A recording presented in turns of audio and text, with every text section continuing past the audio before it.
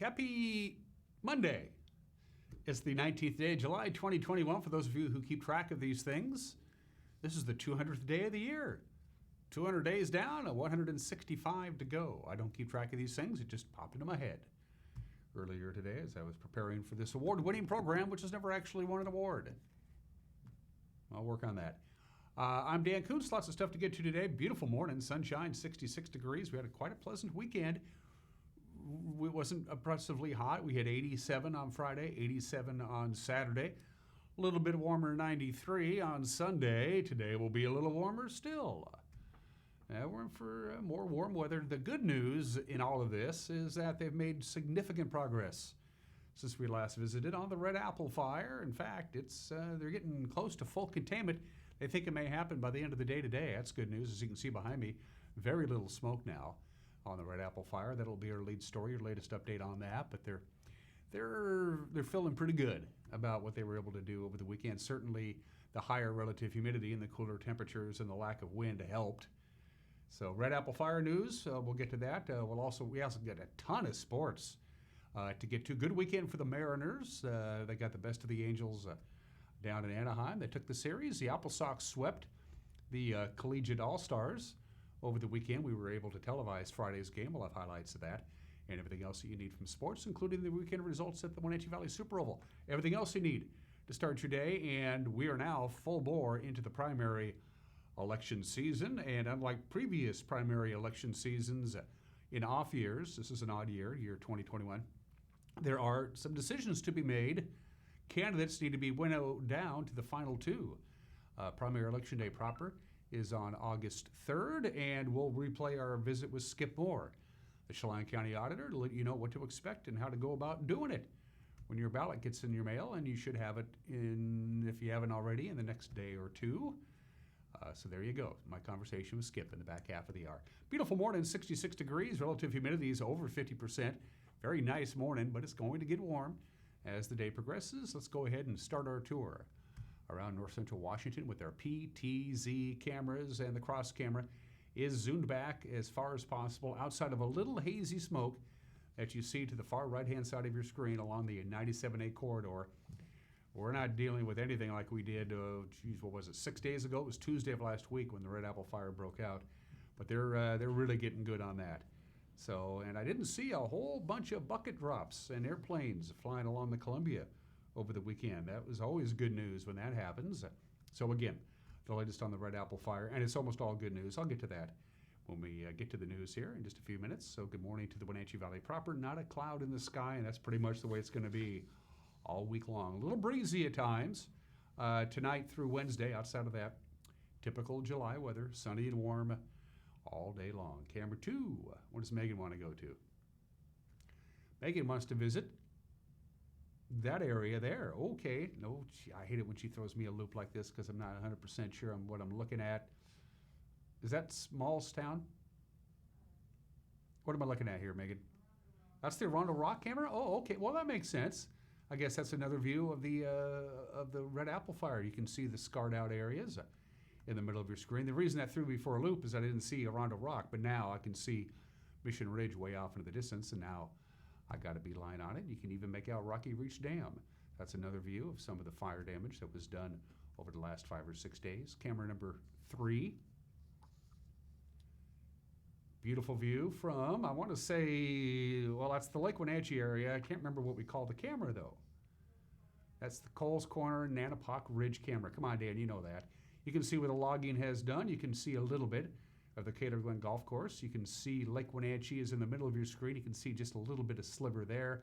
And Fish Lake in the upper right-hand corner. Dirty Face Mountain in the upper left-hand corner.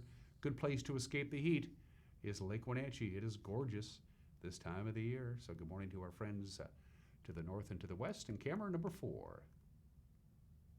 Beautiful view there. That looks to be, I want to say the top of Root Canyon, but I'm not sure. It is the top of Root Canyon. Sun's coming up. Can't quite make out Waterville. I think Waterville would be a little bit farther to your left. I'm not 100% sure. But the waving wheat can sure smell sweet when the wind comes right behind the rain. They're going to have wind, but no rain. We could really use rain. We're in such a historic drought, but there's no rain at all in the forecast. You can see a little layer of haze in the upper elevations above the Waterville Plateau area. And that's a combination of probably the fires up to the north of us. And of course, there's also a significant fire on the Colville Indian Reservation. So there you go. Some nice views there on this Monday morning in what we like to call God's country, because it's just beautiful. One quick slide to show for you, and that's what's going to be happening a little bit later on this week. We have an elevated fire risk, not so much today, but certainly tonight, Tuesday night, and Wednesday, because another push of marine air is going to come right through the Cascades today. Most of it late this afternoon and into the evening hours. Don't look for a lot of wind today, but it's going to pick up in intensity tonight. Normally the wind dies down when the sun goes down. Not tonight. It's going to be windy tonight. Windy, well, we'll say breezy on Tuesday. The strongest winds is when this last push of marine air comes through. That's going to be Tuesday night into Wednesday. So we're still going to be dealing with some breezy conditions and in other areas, the Okanagan Valley, and in some places like Chelan could see a little more wind than the Wenatchee Valley proper, but we still have an elevated fire risk later on today, all day Tuesday, and most of the day on Wednesday. It's part and parcel now. We're used to that kind of stuff this time of the year. And remember, it's only mid-July, and we usually have, the fire season's usually September is when things really get going, because after the long summer of warm, sunny weather and the hills are baked dry. But we've had too many fires already this summer. We had one even in the spring with the Batterman fire. So we got a long way to go before we're through with fire season. Okay, from the National Weather Service, here's your forecast in detail. Again, not a lot of wind today. We're going to be in the upper 90s anyway. We could get to 100 degrees, maybe, perhaps. It's only 66 now. 70 for the overnight low. Very little wind tonight. We're going to be getting going. Very little wind today. Wind will get going tonight, again, with lots of clear skies, but the breeze will be picking up. A northwest wind 10 to 14 miles an hour tonight. Gusts above 20 at times. Tuesday, sunny, a little bit cooler as this marine air comes through that we were just talking about. We'll be in the lower 90s. On Tuesday, northwest wind hovering right around 10 miles an hour. Wind about 10 miles an hour Tuesday night, 60 for the overnight low. Wednesday, cooler still. Again, more marine air right around normal. Our normal high this time of the year is right around 88 or 89. So hot today, a little cooler on Tuesday, cooler still on Wednesday. Then up we go on Thursday, Friday, Saturday, and Sunday and into the weekend. It's going to be a beautiful weekend for vacationing with lots of sunshine, warm temperatures, very little wind. Again, the wind that we're talking about mostly tonight, Tuesday night, and Wednesday. Thus the elevated fire risk. Outside of that, typical July weather. 8 minutes after the hour, after a 1 minute break, we'll come back and give you the latest on the Red Apple fire. It's almost all good news. We'll have that and all your other headlines on this Monday. You're watching Wake Up in Wenatchee Valley on the NCW Live channel.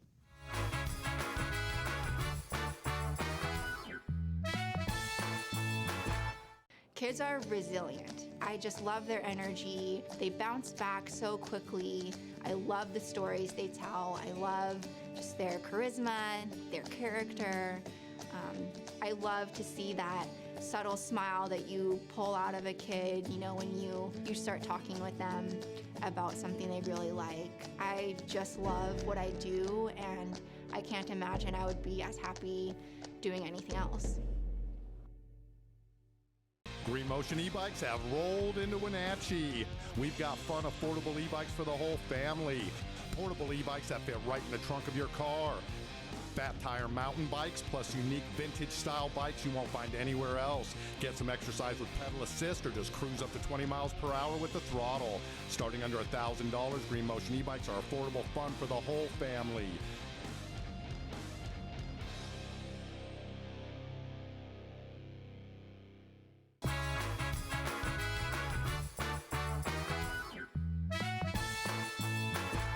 .66 degrees on our way to highs in the upper 90s anyway, with lots of sunshine. A bit windy tonight on Tuesday night, and Wednesday with a gradual cool down. Marine air is going to come into the Wenatchee Valley in the north central Washington area. It exits on Wednesday night, and we start warming right back up again. Here are your headlines, and we'll start out with the latest on the Red Apple fire. We would show you a live shot, but there's really not a lot to show you anymore with the Red Apple fire. Here's the latest. It is now 83% contained. We'll take a look at the Birch Mountain area. 83% contained, the Red Apple fire.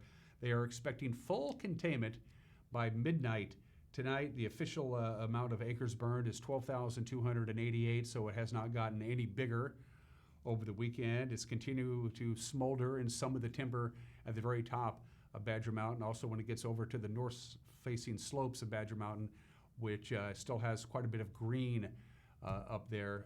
So that has slowed the fire's progress down quite a bit. No injuries. Again, no injuries have been reported. No primary structures, homes, that kind of stuff have burned. Some outbuildings, of course, as you well know, have burned. The fire, we know now, was human-caused. What we don't know is how the fire started late Tuesday afternoon. Again, the Red Apple fire is 83% contained. They are expecting full containment by midnight tonight, and it has not gotten any bigger. It is 12,288 acres, which is about the same size as it was on Friday afternoon. There is other news. Chief Brian Brett, ironically enough, was meeting with Chelan County Fire District 1.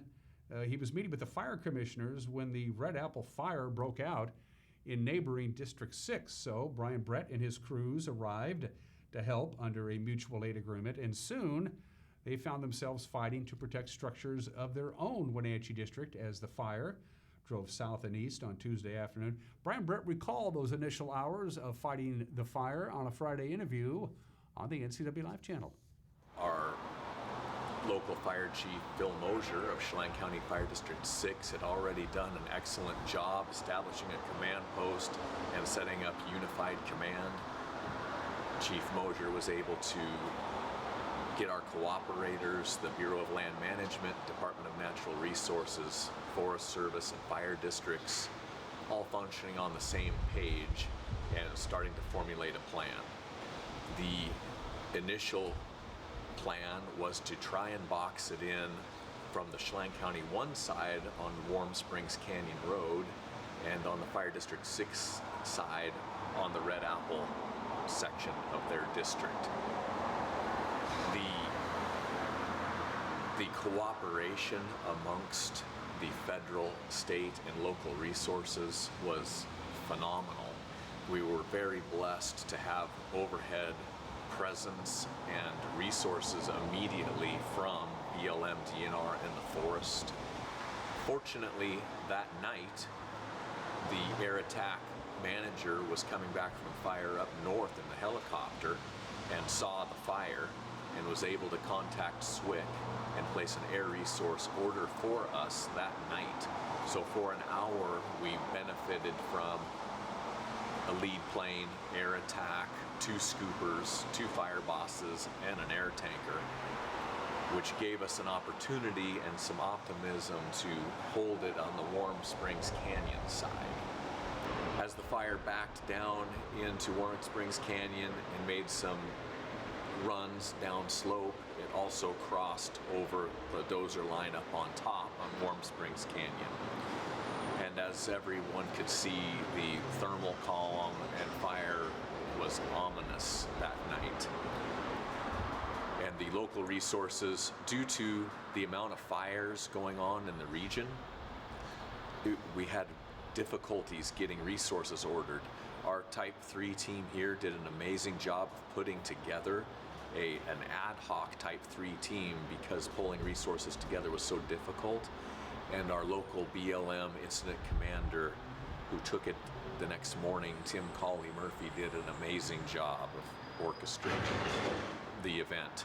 The Type 3 team had to hold it from Tuesday morning until last night, yesterday evening, and they're transitioning to a Type 1 team today. And again, as of this morning, the fire is 83% contained, and they're expecting full containment by midnight tonight. Unprecedented heat in the last few weeks has caused roads to buckle in multiple Washington counties, including Grant County and Douglas County. Governor Jay Inslee signed a declaration on Friday declaring a transportation emergency in those counties, plus 17 other counties. That order frees up state agencies and resources to assist repair and recovery in those areas. The estimated cost for road repairs from the heat so far, $12.6 million. Governor Inslee spent time Thursday at a city-run sleep center in Moses Lake where people without shelter can seek temporary overnight housing. Inslee toured the center, which has been up and running since December in response to the local homeless crisis, and he met with some of its coordinators. This community has built the ability for people to get off the street, get in these tiny homes, and at least at night, and have a place safe to sleep, be clean, help get your life back in order. And I met a really inspiring fellow named Noki Pondo. And Noki, tell us your story, how you got involved in this. You work here now. How'd you get involved in this? Yeah, so I come from a background, I have lived experience. I've been homeless. I've been through the judicial system. I'm in recovery myself. I've been almost 4 years now. About 3.5 years ago, I decided to do something different in my life. And one of the outlets that I found was fulfilling to me and like gave back to my community was doing outreach out the back of my van, along with a lot of people in recovery as well that decided to like join me at times. You know, we started just getting donations from the community, coming together, coming up with sleeping bags, just the things to get people through the winter. So I started doing that, and then in the meantime, my good friend Stacy Wall, that's Hope Source staff as well, she wanted me to apply for Hope Source. I did that, and they already knew who I was when I was trying to advocate for myself there. And finally, on this Monday morning, a Grant County judge is one step closer to joining the federal court in Seattle. Superior Court Judge David Estulio saw his nomination by President Biden advance from the Senate Judiciary Committee on Thursday. The committee vote was 15-7, with 4 Republicans joining the Democratic majority. A full Senate vote still yet to come. Judge Estudillo is a native of Washington State and has spent his entire legal career practicing there. After spending 16 years in legal practice, much of that time as an immigration attorney, he was appointed by Governor Jay Inslee to serve as Grant County Superior Court Judge 6 years ago. Judge Estudillo's record as a litigator and then as a judge earned him broad support in that county and across the state when he ran to retain his position in 2016, including the support of the Grant County Republican and Democratic parties. All 9 state Supreme Court justices supported him, a victims' rights group as well as law enforcement. Since joining the bench, Judge Estudillo has presided over 46 jury and bench trials that have gone to verdict in both civil and criminal dockets. The range of cases is vast. He has a strong support of his 2 Washington state senators. And now you are in the loop on what's making news on this Monday. We'll have a newscast for you tonight at 5 o'clock, 6 o'clock, and 10 o'clock. Grant Olson is taking the day off today. Jefferson Robbins will be in the anchor chair, but Grant did take some time out to give us a little preview of some of the stories we're working on.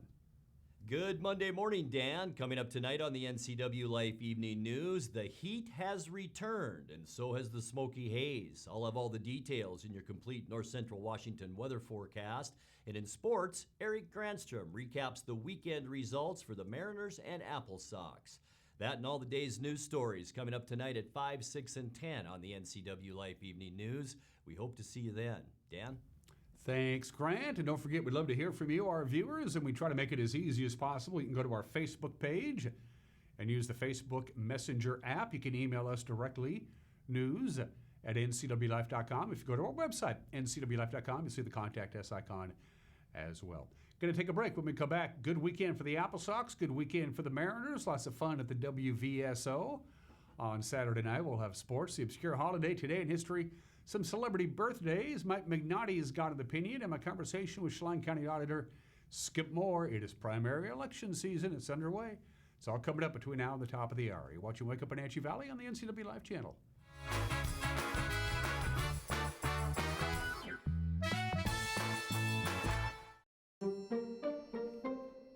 What you're doing is ridiculous. Well, I mean, you might as well throw up a screen door to block the summer smoke. sometimes it gets When we warm. breathe in the wildfire smoke, we are ingesting hazardous chemicals such as acetic acid and polycyclic aromatic hydrocarbons. A lot of bad stuff, okay?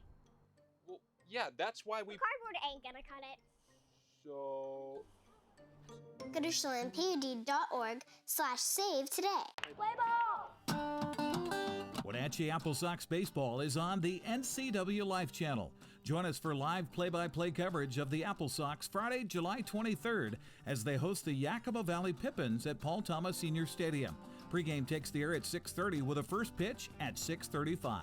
It's the Pippins and the Apple Sox as we celebrate summer one inning at a time. Live on your local TV station, the NCW Life channel.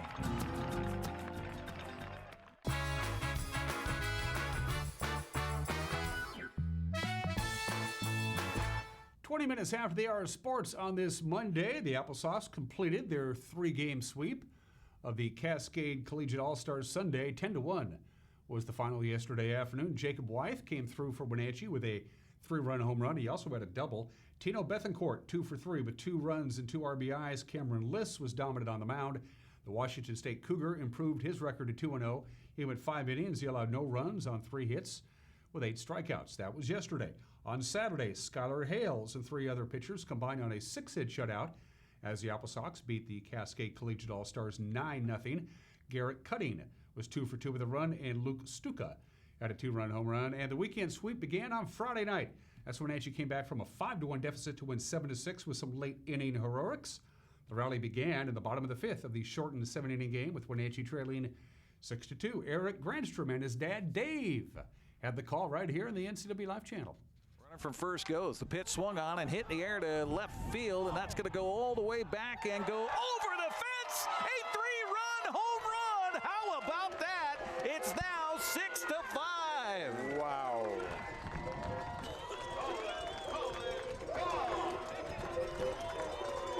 That didn't take long to get out of here. No, that didn't take long at all. There was no drift on that one. So Colin Villegas, his first home run as an Apple Sox, comes at a beautiful time. A 3-run shot here in the 5th inning. The 1-2 pitch swung on and hit in the air to gap in center, left center field. It's going to drop down for a base hit. The Apple Sox are going to tie the game on the RBI double with 2 outs by Garrett Cutting. And tonight, it was awesome to see the kid who has been struggling come through in a moment and kind of get a little bit of weight off his shoulders. And so it's one of those moments where he came into the dugout, put his hands on my shoulder and said, thank you. and it was awesome. It's just that great feeling of what summer baseball is really all about. The 0-1 pitch to him is swung on and hit in the air. This is the opposite way, and it's going to be trouble. It's going to drop down for a base hit, hit the fence, and the game is now Wenatchee's on the RBI 2-out double by Adam Grove. Blowers, 1 for 3. He had a big RBI double back of the first. Struck out a couple of times since and walked. First pitch to him here, swung on and hit down the air in the ground on a hop to the third baseman, and the Apple Sox win it. How about the adventure by Martin Haswell? There's a little more sense of urgency in that 7 versus the 9. You have a little more time. And here, these guys, you're used to 9. At school, it's all 9.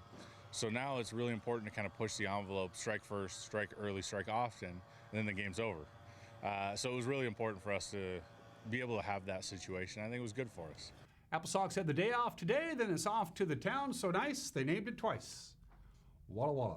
Okay, the other West Coast League play on Sunday. Ridgefield's top 3 batters in the order collected 9 base hits, scored 6 runs. That usually gets the job done, and it did. The Raptors beat Highline 9-2. Riley Way was 2 for 3 with a run and an RBI to lead Corvallis to a 32 win over Portland. Brock Townsend earned the victory on the mound. He went 6 innings, a 1-run ball with 3 strikeouts. Former Apple Sox Seth Kuykendall continues to pitch well for Yakima Valley. He went 7 innings Sunday, allowing 1 run, 3 hits, 5 strikeouts as the Pippins beat Cowlitz on the road 2-1. Willie Lajui's 2-run home run at the top of the first proved to be the difference there. Bryce Matthews and Carson Crawford hit back-to-back solo home runs in the 8th to lead Port Angeles to a 4-3 win over Walla Walla. And Emilio Corona hit a solo home run, and Luis Alves had a 3-run shot, and Bellingham beat Bend 11-6. Corona ended up 3 for 5 at the plate with 3 runs and an RBI. To the standings we go. These are the second half standings in the West Coast League. If you see an asterisk, that means those teams won the first half and have already punched their ticket to the playoffs. Wenatchee trails Walla Walla by 2 games for the final playoff spot. Port Angeles is a half game back. Bellingham, a game back. Ridgefield leads the South at 5-1. Corvallis, again, already locked into the playoffs with winning the first half. The entire league has the day off today, and then coming up tomorrow, as we mentioned, you got Wenatchee at Walla Walla. Bend is at Yakima Valley. Port Angeles welcomes Ridgefield. Portland is at Cowlitz, and Bellingham takes on the Northwest Star Academy. Mariners wrapped up the weekend with a series win. They beat the Angels 7-4. On Sunday, Ty France and Luis Torrens hit home runs to help support Logan Gilbert in his 4th victory of the year. Seattle had a 2-zip lead in the top of the 3rd, and here comes Mr. Torrens. It was Torrens who put the ball in play in the first inning that Resulted in an error by Walsh and brought home 2 runs as Terrens jumps on this, swats it deep out to bedrock and gone. Solo home run. Luis Terrens goes deep yet again. It's a 3-0 Mariners lead in the 4th inning. France would add to the lead in the 5th inning, a 3-run home shot into the rock pile. Sacrifice around. Well, then why do it? France lays into one. Deep drive. Left field. Tie France. 3-run bomb. And he gets all of this right in the middle of the plate for him. 84 miles an hour off-speed pitch. 410 feet away. Makes a velo of 103. McDelivery Superman in the extension on the barrel. Tie France.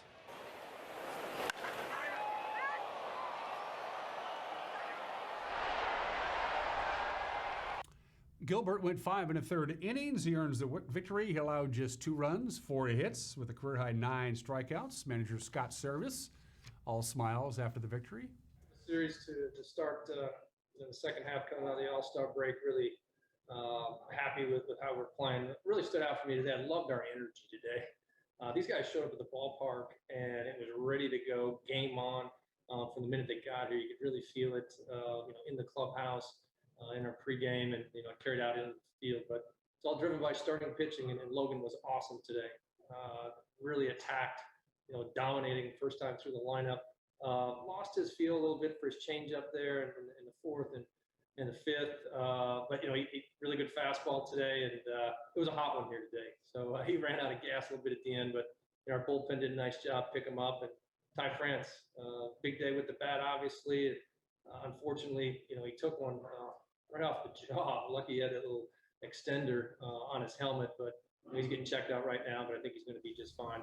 Mariners have the day off today. They're off to Denver to take on the Rockies come tomorrow. Okay, the other American League West action on Sunday. Toronto swept a doubleheader from Texas. 5-0 and 10-0. Carlos Rodon and 2 relievers combined in a 1-hit shutout of Houston. In the White Sox 4-0 win, Rodon struck out 10 in 7 innings, turned his 8th win of the season. Bradley Zimmer, 3 for 5 with a home run and 3 RBIs to lead Cleveland over Oakland 4-2. So the standings, as you can see, Mariners have crept within 6 games of the American League West standings. They're just 2.5 back in the wild card race behind Tampa Bay and Oakland. Big crowds and fast action Saturday night at Wenatchee Valley's Super Oval. It was thunder in the valley, and here is whom did what to whom. Kuna, Idaho's Casey Tillman won the battle in the sprint cars with the Granite Speed Tour and the NSRA cars in town. Redmond's Randy Dubois, second, followed by Nampa, Idaho's Corey Lockwood in 3rd place. The checkered flag flew for Colville's Chris Oakes. In the West Coast Vintage Racers main event, Kelowna's Bill Lawrence was second, and Spokane's Sean Priest finished 3rd. A familiar name topped the podium once again in the Economy Midgets as Graham's Nick Larson claimed another win at the WVSO. Buckley's Rebel Jackson Jr., that's a racing name. He was second, and Fife's Randy Schaff 3rd. The B-Mod main featured locals in the Holidays Custom Muffler cars versus the Speed Tour cars. And Meridian, Idaho's Shelby Strobel grabbed the checkered flag. Wenatchee's Gary Shale second, followed by Freida's Bart Hector Jr. Wenatchee Valley Super Oval is off until August 7th. That is Mr. Dizzy Night, which for me is every night. And those are just some of the games that people are playing on this Monday, the 19th day of July. It's summertime. The living is easy. Let's kick back and have a daiquiri today, that obscure holiday. It's National Daiquiri Day. I decided to go with the strawberry daiquiri. Ooh, look at that. It's funny how the strawberry daiquiri stem of the glass goes right down the window pane. That's kind of cool. It's been around for 120 years. There are a lot of different kinds of daiquiris. I chose strawberry daiquiri because it's my favorite. Daiquiri is easy to make. It's mix and rum. It's pretty easy. According to legend, the daiquiri was invented by Jennings Cox, who was an American mining engineer in Cuba during the Spanish-American War. Another story says it was a congressman. They like to bend their elbows a little bit. Bill Chandler invented the drink in 1902, supposedly, and there are those who say it was Ernest Hemingway. Ernest Hemingway, of course, popularized the daiquiris when he lived in Havana. He just basically drank pitchers of daiquiris all day. There are different kinds of daiquiris. The most famous is probably the Papa Doble, which is the one it's known as the Hemingway Special. If you order that, they know that's the one that Ernest Hemingway liked. You got your blueberry mint daiquiri, you got your watermelon lime daiquiri, your coconut orange daiquiri, your classic strawberry daiquiri, your frozen daiquiri. Get out a little rum, and it's down the road you go. People drink daiquiris in the summer, never in the winter. I don't care. Let's see. On this date in history, every major city has its great fire. Some have more than one. On July 19th, 64, that would make it 1,957 years ago, the Great Fire of Rome causes widespread devastation. It rages on for 6 days. Half the city of Rome was destroyed. It started in the poorest section of Rome and kind of stayed there. They thought they got it out after 3 days, and then it kind of roared back to life again. So half the city of Rome went up in flames on this date in the year 64. No word if Emperor Nero was fiddling when that happened. Speaking of great fires, the Great New York City Fire of 1845 broke out on this date, July 19th, 1845. Now, this is the strange part. New York City had 3 great fires. The most recent one was in 1835. And after the Great Fire of 1835, the city of New York banned new construction of wood frame areas in the densest parts of the city. So you could not build any structures made of wood in lower Manhattan. And after the 1845 fire, it demonstrated that the restrictions actually worked because the progress of the fire was stopped because it spread to areas that were rebuilt after the 1835 fire. Those areas, those new buildings after the fire of 1835 was built of stone and masonry and brick and iron roofs and shutters, and so it kept the fire from spreading. It was the last great fire to affect downtown Manhattan. Only 26 civilians were killed, which is remarkable, although it did destroy 345 buildings. So from that point forward, all the buildings in lower Manhattan were required to be built out of stone and masonry. We're back to Rome again.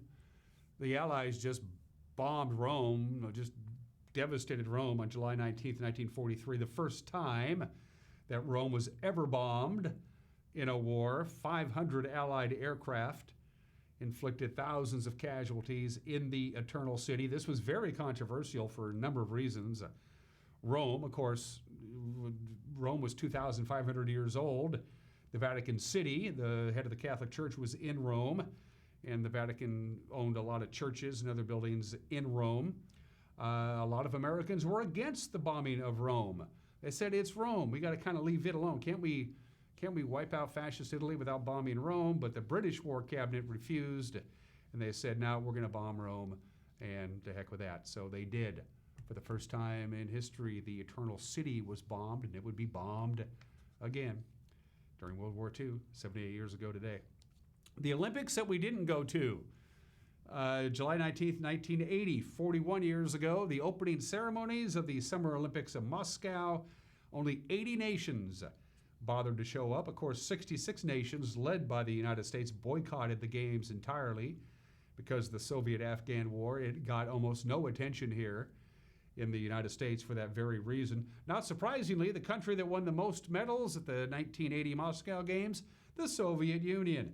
In fact, the Soviet Union and East Germany together won 127 of the 203 gold medals available. But they didn't cheat. Nah, it was all on the up and up, the Moscow Games. And finally, one of the most amazing plane crashes, you don't want to use that word, that's not supposed to happen. This is the 32nd anniversary of the United Airlines Flight 232 en route from Denver to Chicago and eventually to Philadelphia. The plane began to have all kinds of problems shortly after takeoff from Denver, and because it was a long period of time between the time that the flight knew they were in trouble and they had to make an emergency landing in Sioux City, Iowa, that allowed news crews to make it to the Sioux City, Iowa airport, and therefore, for one of the first times in history, the plane crash was actually videotaped and televised. Here is Aaron Brown from Cairo TV. Before we leave you for this program, we want to update our Top story tonight, the fire chief in Sioux City, Iowa now estimates 195 people died when a United Airlines DC-10 attempted an emergency landing there. That would mean as many as 125 people survived. It would also mean, if memory serves me, this is the second worst domestic single-plane air crash in history. The plane hit about a half mile from the runway. It bounced twice, landed upside down, and burst into flames, as you just saw. This flight was bound to Philadelphia from Denver with a stop at O'Hare in Chicago. United isn't speculating on the cause of the crash, but the Federal Aviation Administration says the tail engine failed on the DC-10, and it appears that the 15-year-old plane had a complete hydraulic failure. The amazing thing is the amount of people who survived that crash, and this was proof positive that if you're a little scared of flying, if you sit where the wing meets the fuselage, which is structurally speaking the strongest part of the airplane, you're better off, because almost everybody who was sitting in that section of the airplane walked away. Hard to believe. Birthdays at 36 minutes after the hour. Samuel Colt, the businessman who founded, yes, the Colt Gun Manufacturing Company, manufactured and sold 400,000 Colt revolvers before his death. That made him an incredibly wealthy man. He was a tinkerer, and he figured out before pistols were very expensive, and he figured out a way to mass produce pistols, and the Colt 45 became the pistol of the American West, and it's still quite popular today. Samuel Colt, born in the state in 1814. And Robert Todd Lincoln Beckwith, who died in 1985 at the age of 81. Robert Todd Lincoln was the eldest child of Mary Todd and Abraham Lincoln. Robert Todd Lincoln was the only one of Abe Lincoln's children to survive to adulthood. Robert Todd Lincoln had 3 children. 2 of them had 1 child each. Robert Todd Lincoln's daughter Mamie had 1 child. That child did not have any children. Son Robert Todd Lincoln Jr. had 2 children, Mary and Robert Jr. Neither one of them begat children. And so when Robert Todd Lincoln Beckwith died in 1985, he was Abraham Lincoln's great-grandson. He was the last direct descendant of Abraham Lincoln, and that was his claim to fame.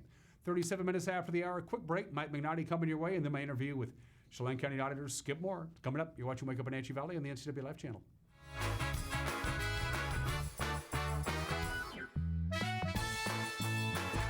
My name is Brian Thorpe. I own Global Car Care in Wenatchee and have been here for about 25 years. Brian started Global Car Care as Brian's automotive alternative on Orondo Street. Some customers were following Brian since Brian's automotive time. No, we're just grateful to be part of this community. This is where I grew up. We want to do our part to be a valuable part of this community. We want to thank you for trusting our business for 25 years.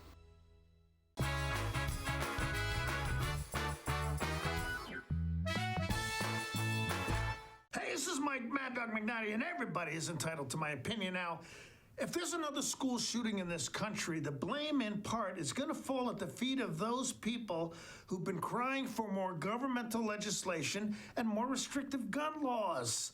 Now, maybe these things will help, maybe, but they're only going to help in the future. The only thing that has the hope of stopping whoever is out there right now who already has the guns to use is restricted access to schools with metal detectors and trained armed professionals on scene.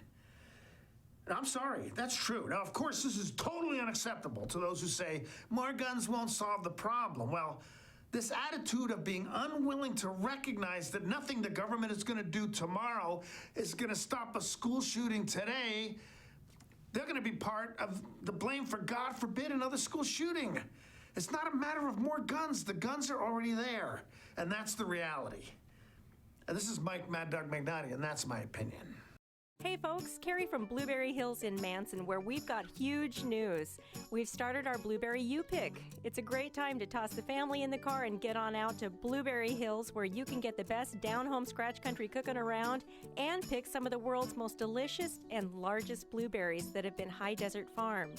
This makes for an intense blueberry flavor, and they are so much fun to pick. Our fields are open 8 to 2:30 daily and restaurant from 8 to 3, so come on out and join us.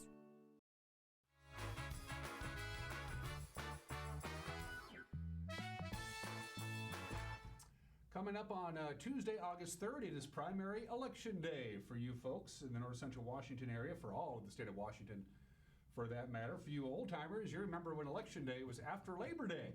They moved it up, and for good reason, I might add. And here to talk about primary election day again on Tuesday, August 3rd, because you will be getting your ballots in the mail if you're a registered voter in the north central Washington area, is the auditor of Chelan County. Our good friend Skip Moore is back.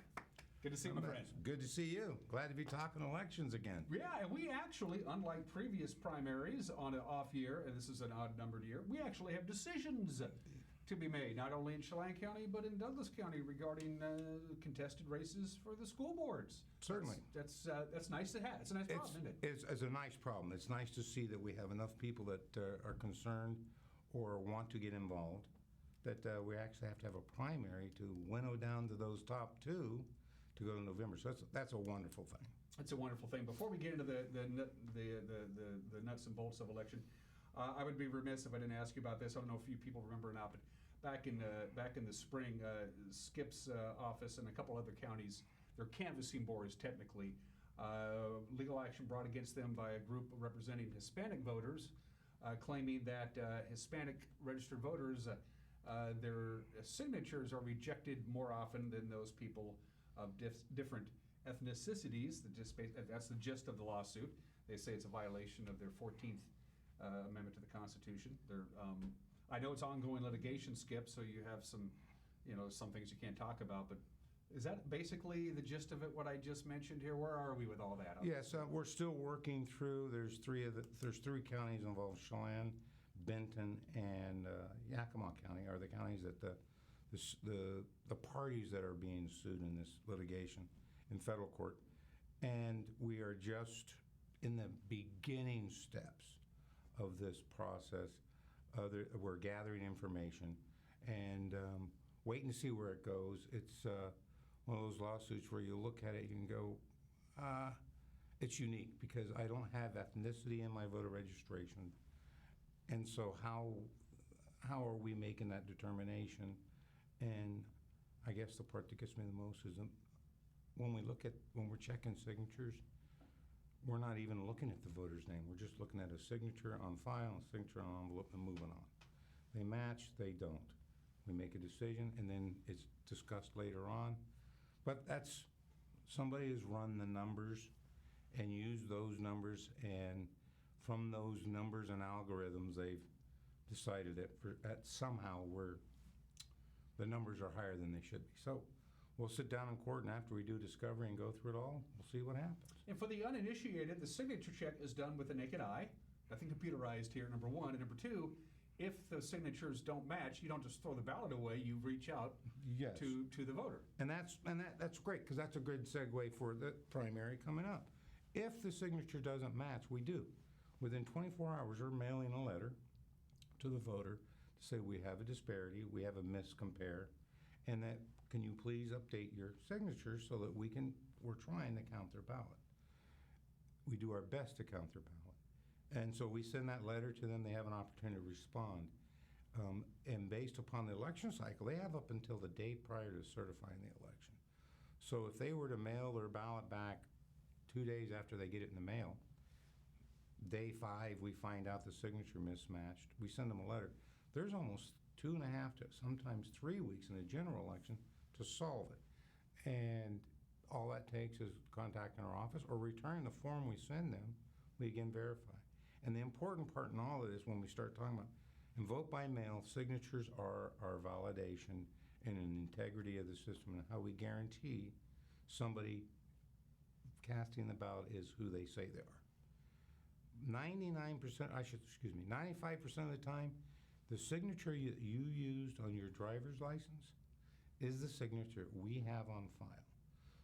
I know some folks have different types of signatures. They got a formal signature that when they sit down and they're signing their marriage license or maybe their taxes, but definitely their driver's license, they take their time and they sign their name. And then when we go to the restaurant or to a supermarket or anywhere that we might use what I refer to as a throwaway signature for credit card receipt or something, you'll just see a line. Or when Well, you're not even signing a pen to paper, it's like the electronic Oh, the thing. electronic thing, Yeah. same thing. You just see this, blah. Yeah. Well, the problem is if that type of signature, if that's what they're using on their ballot, and then we're comparing it against their formal signature that most likely is off their driver's license, and they don't match, we can't accept it. We reach out, we send the letter, and also 3 days prior to certifying the election, we robocall everybody who still has not responded to those letters, giving them an opportunity to solve it. So the main thing is using the signature you use the most. The one that we have on file, which, like I said, most of the times is their driver's license. So if you're concerned, if you have one of those crazy signatures and or you have a formal signature, peek at your driver's license. Oh, that's the one. And most of the time that's what's.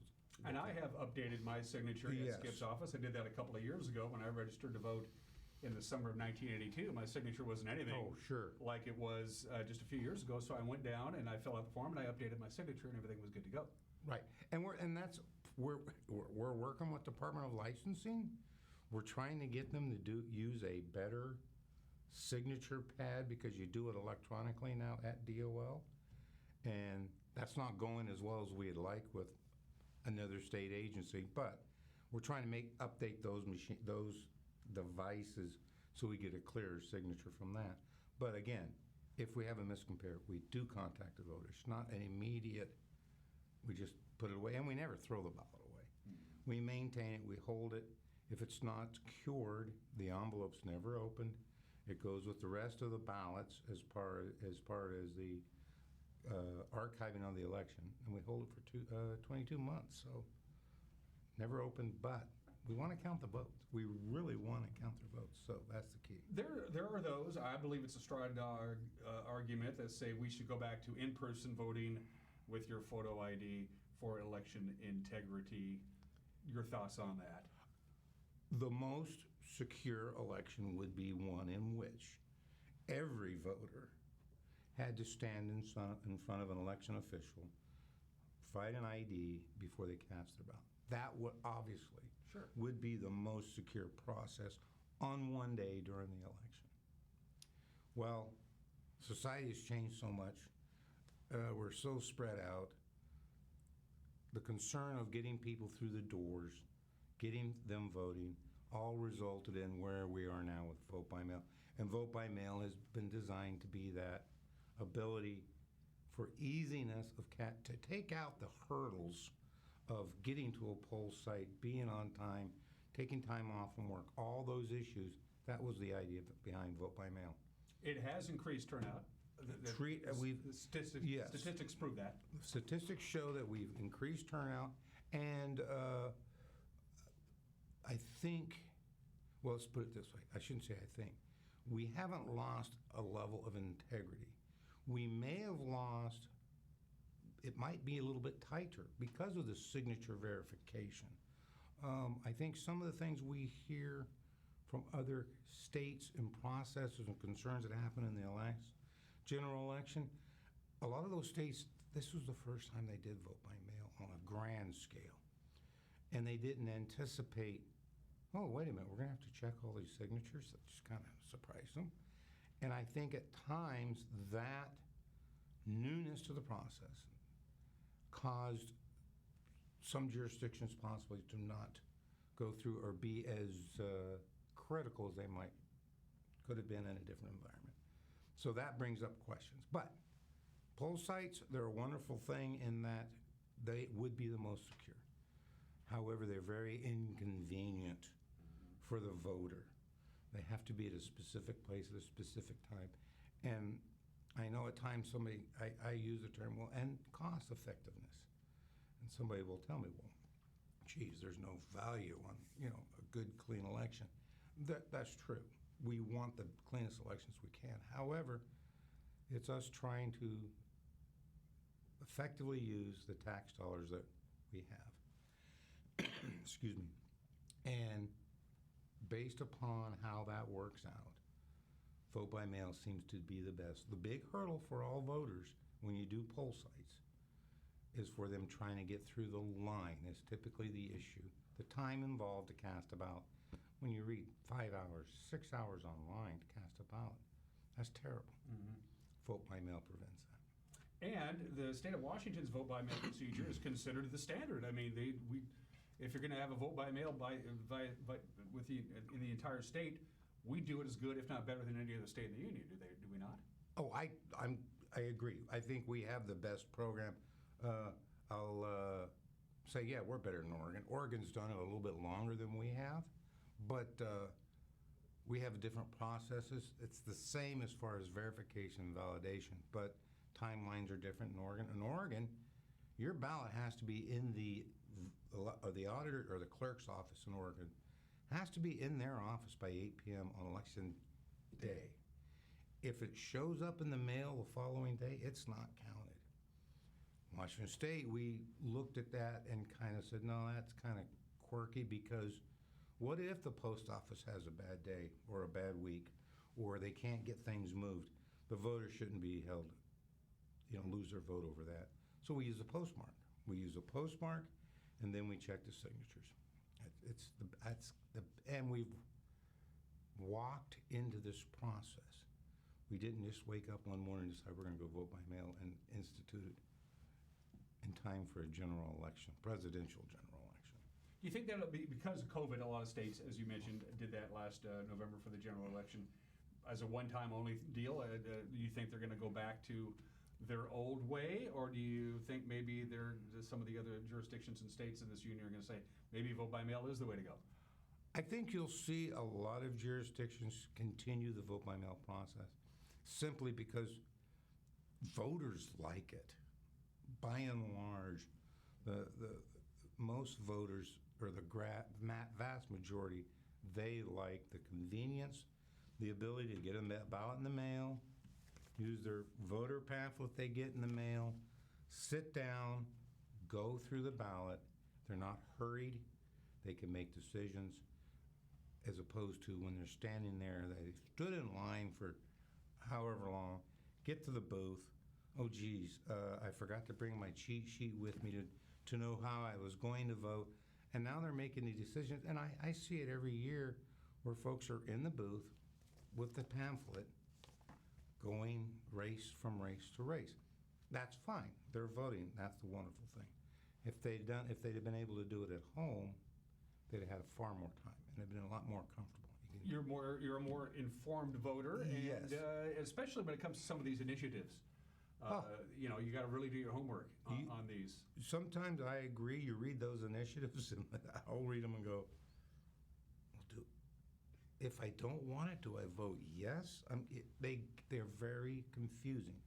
And at least with the pamphlet, you can sit down with a pro and con statement and see both arguments, and then you already have a feeling. We all, by and large, will read a question and where you respond to it right off the bat. Then you do the research and go, oh, I misunderstood that. The pamphlet helped me. I made my decision, I voted. So yes, more time, more informed. The pressure is off. That's the big thing. So yeah, I think it makes a big difference. The canvassing board is the 3 members who certify the election a few weeks after the election is over. I believe it's you. I believe it's Bob Boogert. Doug Shea was on it, right? And he's now retired, the Chelan County prosecutor. So is Bob Seal be by default the 3rd member of the canvassing board? Yes, by statute, the canvassing board is made up of the chair of the legislative authority, which in our county right now is Bob Boogert, and the prosecuting attorney, who is Robert Seelby, and myself as a Chelan County auditor. We comprise the canvassing board. And that's something also when you discuss signature verifications and these type of things. I have staff and folks that are going through these envelopes and verifying signatures. They cannot reject anything. The only body that can reject a vote is the canvassing board. So if there is questions of signature, and if they don't get solved in a timely fashion, only the canvassing board would sit down, and the 3 members would sit down with the envelope in front of them, the signature. We have a picture. We have a printout of the signature on file, and the 3 members look at it and then vote and whether or not they're going to accept or reject the ballot. So takes those 3 members to make that happen. As we mentioned before at the start of this conversation, there are decisions to be made in the primary election, unlike some other years. Specifically, many school board races, not only in Chelan County but in Douglas County as well, has more than 2 candidates, so you have to dwindle that down to 2. That being said, Skip, I always ask you this question. You want to predict a turnout at this point? I always make a swing, and I get close. The general election, you were pretty much, you and Thad were pretty much right on it. We for the did. General election. We kind of pulled that one out, and that way it's easier when you can just see the willingness of folks to participate. Right. We could see that. This one, I looked over. I did some research. Last year we were 36% in 2019, but it's hard to gauge odd year elections against, when's the last time that we actually had a primary? We had a primary in 2019, but it wasn't even the same number, the same races that we're looking at now, because in this cycle, we're looking at fire districts, hospital districts, school boards, city council. Last year would have been the mayoral cycle. Mm-hmm. So the races are different. So when you start to compare and say, okay, 36% in 2019. In 2019, we only mailed out 22,000 ballots. Return rate was 36%, so about 8,000-ish came back. I guess if I did the number, it'd be a little bit more than 8,000. But 36% return. We send out, this election, we're sending out 35,000 ballots. So that's increased by about a third. So, but I'm still thinking, because of the races involved, and the biggest jurisdiction in this primary is the Wenatchee School Board, I'm anticipating that we're going to bump right around 50%. Okay. Which for a primary is, ideally, if we're not getting 100% what's going on. But no, for a primary, this cycle, I'm thinking, well, we'll probably get right around 50%, which will be great turnout, which will be important.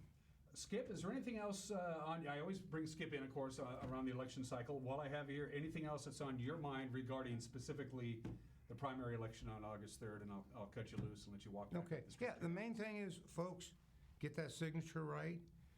If you have until between now and the 26th of July, you have the opportunity to either phone in or online, let us, or by mail, change and update your address and signatures. You can update your anytime after the 26th. You'll have to do it in person in our office. But if you're not registered, you can still register, and you can register to vote in our office after the 26th, in person in our office, up until 8 o'clock on election day. You can register and cast a ballot for the primary. I've seen it happen at Skip's office. You get a provisional ballot, you vote, and they put it aside, and they double check to make sure you aren't already registered, and if everything comes in copacetic, then your vote counts. Your votes every time. So, yep. Skip, it's always good to see you. Thanks for having me. Let's see if we can get you in here on Tuesday the 3rd for one more little update. Sounds good? I won't be that busy. Not in the morning. So yeah. I just want to see you in your red, white, and blue ties. Okay. That's all I want to do. Chelan County Auditor Skip Moore. And by the way, his staff is fantastic, folks. I can't stress this enough. If you have any questions at all regarding the primary election, give Skip's office a call. They'd be more than happy to help you out. They are committed to get everybody who is registered to vote and eligible to vote and legally available to vote. It's as simple as that. That's what we do. That's what they do. Skip, it's good to see you. You're watching Thanks. Wake Up Wenatchee Valley. We'll be right back.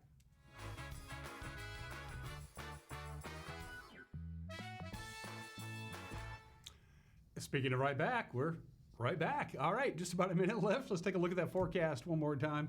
Sunny and quite warm today, warmer than yesterday. 93 was our high up at Pangborn. We'll be close to triple digits today. It's something we've been used to all summer long. A little breezy late this afternoon into the early evening hours. That's the only thing we're really keeping an eye on is the wind. It's going to be breezy tonight, breezy on Tuesday, borderline breezy to windy on Tuesday night, and again on Wednesday as a push of marine air comes back in to the north central Washington area, kind of like what it did over the weekend. So you can see we're to cool down to about lower 90s on Tuesday, then just about normal, 88 for our high on Wednesday. Then we climb the ladder back up to Thursday and Friday and right into the weekend. It is, after all, July. And that's it for us. Have a great Monday. We'll see you tomorrow. Take care. Bye-bye.